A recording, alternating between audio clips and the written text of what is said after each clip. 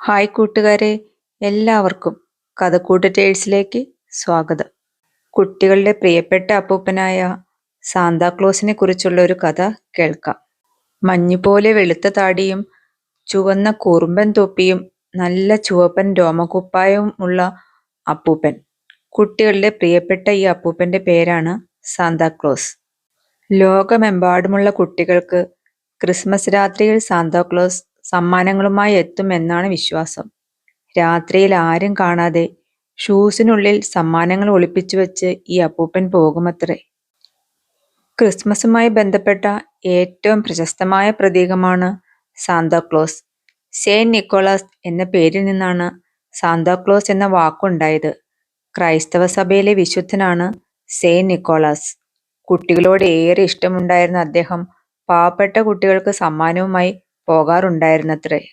Santa Claus സമ്മാനങ്ങളുമായി എത്തുന്നതിന് പിന്നിൽ Saint നിക്കോളാസിനെ കുറിച്ചുള്ള പ്രശസ്തമായ ഒരു കഥയുണ്ട്. അദ്ദേഹത്തിന്റെ പട്ടണത്തിൽ ദരിദ്രനായ ഒരു പിതാവും വിവാഹപ്രായമായ 3 പെൺമക്കളും താമസിച്ചിരുന്നു.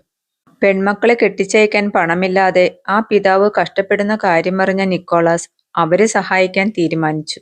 ഒരു രാത്രി പെൺകുട്ടികളുടെ കുടിലിനുള്ളിലേക്ക് അദ്ദേഹം ചിമ്മിനി വഴി ഒരു സഞ്ചി നിറയെ സ്വർണം ഇട്ടുകൊടുത്തു. പിതാവ് ആ സ്വർണം കൊണ്ട് മൂത്തയാളുടെ വിവാഹം നടത്തി. നിക്കോളാസ് ഈ പ്രവൃത്തി ആവർത്തിച്ചു. വീണ്ടും സ്വർണം ലഭിച്ച ആ പിതാവ് രണ്ടാമത്തെ മകളെയും കെട്ടിച്ചയച്ചു. തന്റെ കുടുംബത്തോട് ഇത്രയും കാരുണ്യം കാണിക്കുന്ന ആളെ കണ്ടുപിടിക്കണം പിതാവ് തീരുമാനിച്ചു. പിന്നീടുള്ള രാത്രികളിലെല്ലാം ഉറങ്ങാതെ കാവലിരുന്ന അദ്ദേഹം ഒടുവിൽ ഇളയ പെൺകുട്ടിക്ക് സ്വർണമായി എത്തിയ നിക്കോളാസിനെ തിരിച്ചറിഞ്ഞു. തന്റെ കുടുംബത്തോട് അദ്ദേഹം കാണിച്ച ഈ കരുതലിന്റെ കാര്യം ആ പിതാവ് എല്ലാവരോടും പറഞ്ഞു. വളരെ പെട്ടെന്ന് ഈ സംഭവം പട്ടണത്തിൽ പ്രചരിച്ചു. സാന്താക്ലോസിനെ കുറിച്ച് പല കഥകളുമുണ്ട്.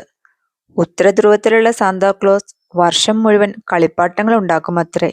സഹായത്തിന് ഭൂതഗണങ്ങളുമുണ്ട്. സമ്മാനങ്ങൾ ചോദിച്ചുള്ള കുട്ടികളുടെ കത്തുകൾ ഇവിടെയാണ് എത്തുക. ഒടുവിൽ ക്രിസ്മസിന്റെ തലേന്ന് സന്ധ്യയ്ക്ക് മഞ്ഞുവണ്ടി നിറയെ സമ്മാനങ്ങളുമായി അദ്ദേഹം യാത്ര തുടങ്ങുന്നു. കത്തെഴുതിയ ഓരോ കുട്ടിയുടെ വീട്ടിലും സമ്മാനം വയ്ക്കും.